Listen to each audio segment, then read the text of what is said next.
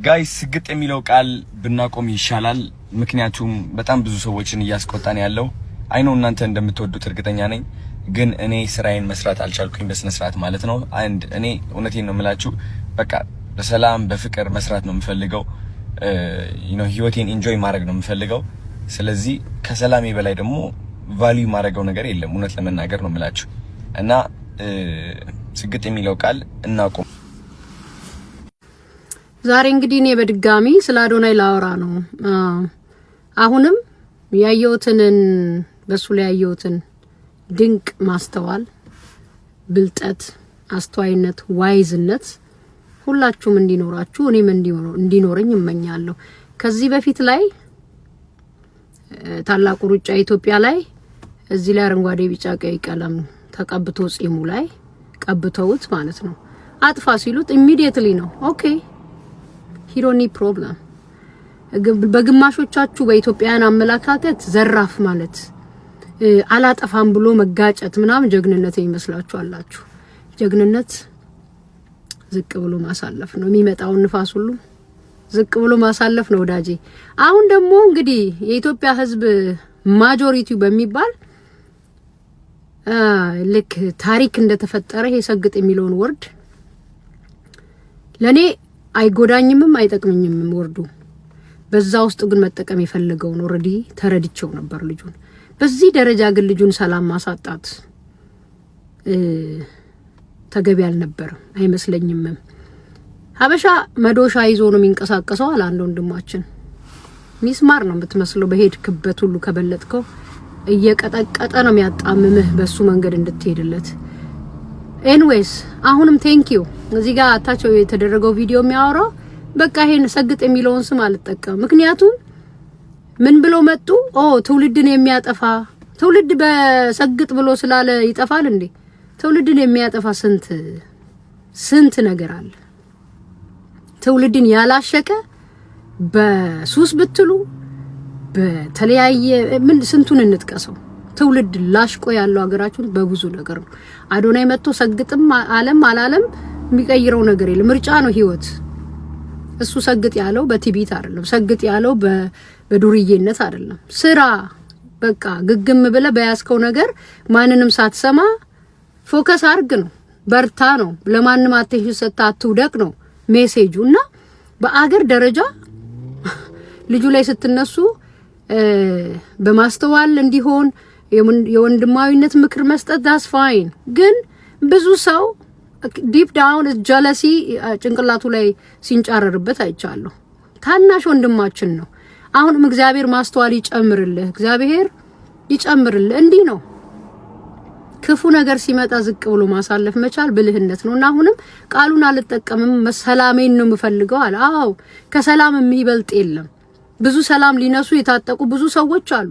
እኔ እንደውም ከዚህ በኋላ ማለት ነው እንደ ምንድነው ይባለው ርቀትህን ጠብቅ።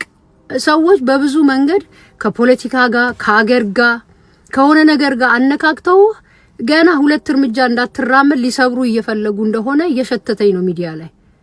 አይ ኖ ዩ አር ሶ ስማርት። ብለጣቸው አሁንም በስማርትነት ብለጣቸው፣ በዋይዝነት ብለጣቸው። እግዚአብሔር በሚመራ በዚህ በቅልብህ ምረጣቸው ማለት ብለጣቸው። እኛ ብዙ ነገራችን ገና ነው። አገራዊ ያረጋችሁት ነገሩን አገራዊ ያደረጋችሁት ነገሩን እና እኔ ለአዶናይን ማቆ እንደናንተ ነው ሶሻል ሚዲያ ላይ ግን ከሪያሊቲ አንፃር ልጁን የሆነ ነገር ውስጥ ልከቱት በቃ አሰፍስፋቸዋል። ወደ ፖለቲካውም እንትንጋ ሄደ እንትንጋ ገባ መጠየቅ አለበት ወደ ህግም ወደ ፖለቲካም ልጁን ቀርቅራችሁ ህይወቱን ልታበላሹ ቀድሟችሁ ሄዷል ልጁ።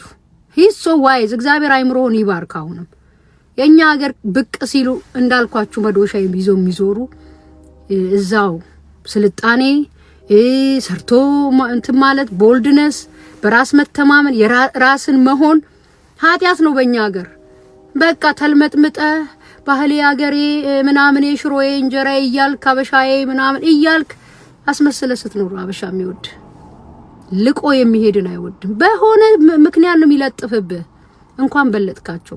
ሰግጥ የሚለው ወርድ መጠቀም ኃጢያት ከመሰላችሁ ይቅርላቸው። አንተ ግን መሮጥህን መብለጥህን ከፍ ማለትህን በተግባር የምታሳይ ልጅ ነህና ሂድ ገስግስ እግዚአብሔር መንገድን ያቅናልህ በእውነት የክፉ አይን ካንተ ላይ ይጋረድ ሊያስበሉት ነው የተነሱት ብዙዎቹ ሚዲያ ከፍቶ ስለሱ ያወራሉ ልጆቻችሁ በሱ ደረጃ ቢታወቁላችሁ ወንድሞቻችሁ በሱ ደረጃ ቢታወቁ ይሄን አታረጉም እንደዚህ አትከፉም ነበር ሁሉም የራሱ ወንድም የራሱን ልጅ በብቱ ስር ደብቆ የሰው ወንድምና የሰው ልጅ ላይ ጉርጓድ ይቆፍራል ምረት ያርግላችሁ እግዚአብሔር እንደው ከሰማይ የከፈተለትን በረከትና ህይወቱ ላይ እንዲኖረው እንዲሰራው የተጻፈለትን መኖሩ አይቀርም ሶ እንኳንም ተውከው ይሄ ከሆነ ችግሩ እኔም ሰግጣለሁ መሰገጥ ማለት ሁለት ስራ ሰርቶ ሀብታም መሆን የራስ ካምፓኒ መክፈት የራስን ኑሮ ማሻሻል ነው ለኔ እሰግጣለሁ እንደውም ከዛሬ በኋላ ቃሉን እኔ ወስጄዋለሁ ይመች ብለጣችሁ አሁንም እግዚአብሔር ዋይዝ ያርግ መድኃኒዓለም እሱ ዋይዝ ያርግ ጭንቅላት አይምሮህን ይክፈትልህ አሁንም የሰማይ ሰማያቶቹ መስኮት ይከፈቱልህ ያገኘው ሁሉ ይውደድህ ያገኘው ሁሉ ይቀበልህ ያገኘው ሁሉ በፍቅር ይውድቅ ይበል የሰማይ መስኮት በሁሉ አቅጣጫ ይከፈትልህ ማንንም አይቅደምህ የሮጣ አይደለም ይቀድም ቅን የሆነ ነው የልብን ቅንነት አይቶ እግዚአብሔር በአራቱም አቅጣጫ ከሚወረወር ክፉ ፍላጻዎች እግዚአብሔር ይጋርድ በደሙ ይሸፍንህ በጣም ነው የምታሳዝነኝ እንደ ታናሽ ወንድሜ ማለት ነውና ካይን ያውጣ ድብቅ ቀበል በቃ ይሄ ነው እኛ ሀገር ውስጥ ኤኒዌይስ አጆስ እንዴ ማስተዋል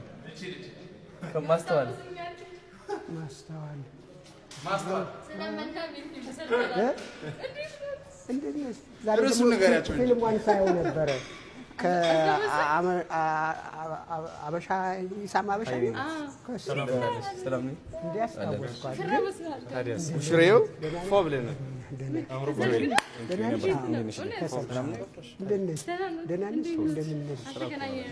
ውበትሽ አልጠፋም አሁን ጨምሯል እንደው የኔ ውድ ልጅ ከዚህ ዓመት በፊት ነበር የሰራችሁት አብራችሁ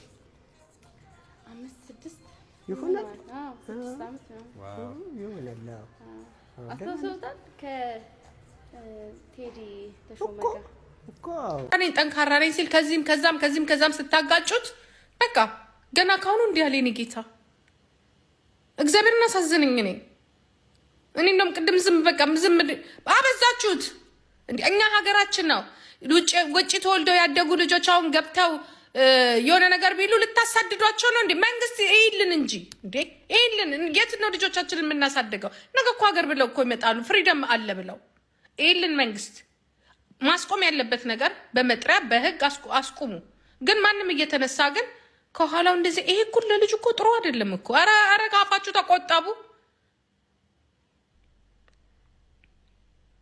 ምትለጥፉት ታርጋ ጥሩ አይደለም ታው ወጣቶች እንዴት ይሄ ልጅ የሆነ ነገር ሊያረግ ተነስቷል ቢዝነስም ሊሰራ ተነስቷል የሆነ ነገር ሊያረግ ተነስቷል በቃ የሆነ ፍሪ ቴብል የለም የመናገር ነፃነት አዶናይ ምናምን ይያልን አንዳንድ ነገሮችን እናገራለን ቲፍ የሆነ ነገር ቲፍ በባህላችን ተቀባይነት የሌለው ህዝባችን የሚጠላው ነገር ሰው ላይ ጉዳት የሚያደርስ ነገር ከለጠፋችሁበት አንዱ ተነስቶ የሆነ ነገር ቢያረጋው ጋይስ ከባድ ነው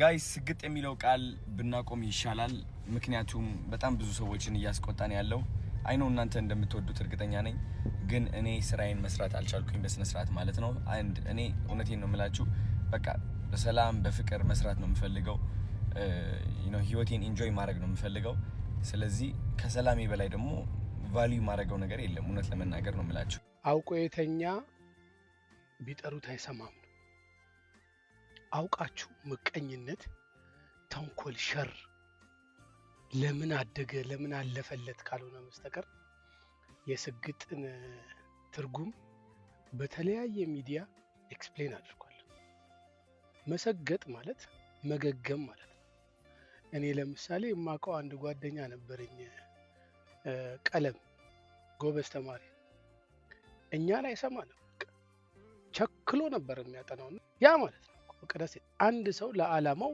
መቸከል መገገም መሰገጥ ሌላ ምንም ትርጉም የለው ሁሉም ሰው መክሊት አለው የራሱ መክሊት ዶክተር ቸክሎ ገግሞ ነው ዶክተር ይሆን እዛ ቦታ ላይ ሰግጦ ማንንም ሳይሰማ ማለት ምንም ነገር ሳያታለን ኢንጂነርም እንደዚህ የትም ቦታ ብትሄድ ለዓላማው ዋጋ ያልከፈለ ሰው እዛ ቦታ ላይ ሊደርስ አይችልም። ያ ማለት ነው የመሰገጥ ትርጉም። ብላ ሲባል እየራበው አይ በልቻለሁ የሚል ማህበረሰብ ውስጥ እኮ ያለ ነው። እናንተ ወደድንም ጠላንም ዓለም ላይ በተለይ በዚህ በሚዲያው ሰገጤው ብቻ ነው የሚያልፍለት ግግም ያለ ሰው ብቻ። እንዴ ይሄ ሁሉ ሰው ሚዲያ ላይ ዕውቀት ያለው ይመስላችኋል? ኖ አንዱ ካንዱ አማርኛውን ወደ እንግሊዘኛ እንግሊዘኛውን ወደ አማርኛ ቻይንኛውን ወደዚህ እያመጣ እየተቀባበለ እኮ ነው። ግን ፌመስ ናቸው፣ ግን በልተው ያድራሉ። ያ ማለት ነው በነገራችን ላይ ከምንም በላይ ሰላም ይበልጣል ላይ ነው። እንደዚህ አናውንስ ማድረግ ጥሩ ነው። ይሄ አሁን ያንተን ሰላም ፈላጊ ሰው መሆኑን ያሳያል። ጥሩ ነው፣ በጣም አሪፍ። በተረፈ ምቀኝነት ጥሩ አይደለም በእውነት የትም አይደርስም። ጋይስ ይቺ ልጅ እናዳምጣት። የአመቱ ምርጥ ገጣሚ ብያታለሁ፣ አዳምጡ። በሰግጥ ዓለም እየኖርን አሰጋገጡን ካልቻልን ሰግጥ በሚለው ሪሚክስ እንዳንልስበት እንላለን። ኑሮ ላይ ሰግጥ፣ ካንተ ውጪ ማንም የለህም። ትዳር ላይ ሰግጥ፣ መፋታቱ አይጠቅምህም። ቆይ እኔ የምለው በሰጋ ጩኸት ለምን ትቀናለህ? ሰግጥ ለለውጥህ ብሎ እየነገረ እና ወንድሜ ጋድ ነው ሚስጥሩ። ሰግጥ ለለውጥህ ነው ነገሩ። ሰግጥ። ታዲያ አመቱ ምርጥ ግጥም ጻፈች በመባል መሸለም አይገባት? እውነት ሰግጥ ላልገባችሁ ሰዎች እንግዲህ እሷም በግጥም አድርጋ አስረድታቸዋለች። ከዚህ በላይ እንግዲህ ማስረዳት ከባድ ነው። አንድ ነገር ረስተናል፣ እግዚአብሔርን ማመስገን። በደቂቃ ከዓለማችን ከ100 ሰው በላይ ይሞታል። በቀን ከ14000 በላይ የመኪና አደጋ ያጋጥማል። ከ25000 በላይ ሰው በረሃብ ይሞታል። በሰላም ሞተን በሰላም መግባታችን ለራሱ ለፈጣሪ ማመስገን አለብን። እግዚአብሔርን ማመስገን እንዳንረሳ። መሰላችሁ ፍላጎቱም ተንኮሉም ሸሩም የሚያቆመው ቀብር ሲገባ ነው። ወላሂ ነው የምላችሁ። እስቲ አሁን 8 ሚሊዮን ማለት ቀላል ነገር አይደለም። ታውት ይሄ ሌላ ቦታ የሆነ የሰራውን መልካም ምናምን ታውት ማለት ነው። ስንት ሙስሊም በበዛበት በኢትዮጵያ ውስጥ በሚሊዮን የሚቆጠረው ፐርሰንት እንኳን ሙስሊም ሆኖ ሙስሊምን መርዳት ያልቻለ ግለሰብ አንድ ቲክታከር መጥቶ ተጽዕኖ ፈጥሮ ማለት ነው 8 ሚሊዮን ለተቸገ ያ 8 ሚሊዮን የስንት ሆድ እንደሚሸፍን አስቡት። የስንት ችግረኛን ቤት እንደሚያበራ አስቡት። ተውት፣ ሌላውን ነገር ተውት ማለት ነው። ያን ሁሉ ሰርቶ ያን ሁሉ አድርጎ ሆይ ብላችሁ አሁን ገና እኔ ከማነው ስሙ ጋር ችግር የለብኝም እኮ ግን እንዴት በዚህ ደረጃ የሰው ልጅ እስስት ይሆናል? ቆይ እንዴት የሰው ልጅ በዚህ ደረጃ እስስት ይሆናል? ሲጀመር እሱ ራሱ ተናግሯል እኮ እኔ አሁን ያለኝን ክብር የሰው ልጅ ሊሰጠኝ ይችላል። የሆነ ሰዓት ደግሞ በድጋሚ በየሆነ በድንገት ተነስቶ ክብሬን ሊያወርደው ይችላል። እኔ ግን የያዝኩትን አምላክ ይዣለሁ አለ። ሱብሃንአላህ። በቃ የሰው ልጅ ፍላጎቱ የሚሞላው ጉድጓዱ ሲገባ ብቻ ነው እንዴ? አንድ ሰሞን እንደዚህ ቲክቶክን በምንድን ነበር እያሳበዳችሁ የነበራችሁት? አዶናይ ስትሉ ነበረ። ስለነበረ ጊዜ ማንም በልጦ ማን ነው ያኛውስ ቢሆን ማን ነው? አላስ በራሱ ይምጣ የራሱን የሆነ ቻሌንጅ ሰርቶ ከፍ ይበል። ይሄኛው በራሱ ከፍ እያለ ነው። ማናችሁ እናንተ ብታነጻጽሩት? እንኳን ሙሉ ኮንፊደንስ ያለው ሰውዬ ሆነ ግን ያዶና የሚባለው ወላሂ ነው የምላችሁ። ኧረ ቢስሚላህ የሰው ልጅ ኧረ ወይኔ ሰግጥ ነው ማለት በቃ ማን አባቱ ነው እንዴ ያለ ሰግጥ ማለት አለ በህዝብ ዘንድ እያስቀየመ ስለሆነ ከዚህ በኋላ አንጠቀም፣ ከኋላ ያለውን ተግባሩ እንጠቀም አለላችሁ። እሺ አለ። ፍርድ ቤት ሳትሄዱ ያ ህግ ለምሳሌ ካናዳ ነው ያደገው ልጁ። በነገራችን ላይ ደህና ቤተሰብ ልጅ ነው፣ ጥሩ ትምህርት ቤት ነው ያደገው። ነፍስ ኢንቨስትመንት አድርገዋል ልጁ ላይ። ያዩ ጋዴሚት እንዳንተ ያለው ደንቆሮ ይከራከር እንጂ። ስለዚህ ሰግጥን ትቻለሁ ከዚህ በኋላ አላነሳም ካለ ተወረጋ በፊት ለፊት ተከራከር። ያ አሁን ልጁን እንትን ሊሉብን ሊያስጨልሉብን ጥሩ አይደለም። ጠንካራ ነኝ ሲል ከዚህም ከዛም ስታጋጩት በቃ ገና ካሁኑ እንዲህ ያለ ነው ጌታ እግዚአብሔር እናሳዝነኝ ነው። እኔ እንደውም ቅድም ዝም አበዛችሁት። እኛ ሀገራችን ነው ውጭ ተወልደው ያደጉ ልጆች አሁን ገብተው የሆነ ነገር ቢሉ ልታሳድዷቸው ነው እንዴ? መንግስት ይይልን እንጂ እንዴ ይይልን። የት ነው ልጆቻችንን የምናሳድገው? ነገ እኮ ሀገር ብለው እኮ ይመጣሉ ፍሪደም አለ ብለው ይይልን መንግስት። ማስቆም ያለበት ነገር በመጥሪያ በህግ አስቆሙ። ግን ማንም እየተነሳ ግን ከኋላው እንደዚህ ይሄ እኮ ለልጅ እኮ ጥሩ አይደለም እኮ አረ ካፋችሁ ተቆጠቡ።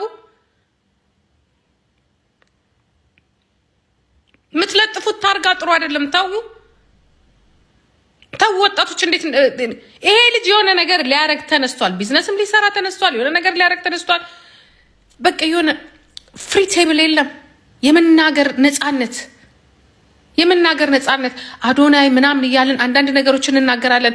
ቲፍ የሆነ ነገር ቲፍ በባህላችን ተቀባይነት የሌለው ህዝባችን የሚጠላው ነገር ሰው ላይ ጉዳት የሚያደርስ ነገር ከለጠፋችሁበት አንዱ ተነስቶ የሆነ ነገር ቢያረጋው ጋይስ ከባድ ነው። ኧረ እኔ ራሴ ደበረኝ። አይስወር አዶናይ ኪንግ ነው የምለው ነው። ለዚህ ቀን ነው ግን ለዚህ ቀን ነው ደግሞ ሁሌ ኪንግ ነው እንዳትል። አዶናይ ኪንግ ጎበዝ ልጅ ነው። አዶናይ ጎበዝ ልጅ ነው። አይስወር ጎበዝ ልጅ ነው እንዴ! ተው እንጂ ይሄ ነውር ነው። ኧረ ተው ነውር ነው እንዴ! ሰው ከሆነ ቦታ ሀገር አለኝ ብሎ ሲመጣ እንደዚህ ፕሮግረስ እያበዛችሁ ሰውን ማጣበብ ጥሩ አይደለም። ለዚያም ወጣቶች ላይ ማለት ነው። አይ ረኛውንስ ግራ ገባን። እኔ ሰግጥ የሚለው ይመስለኛል እንግዲህ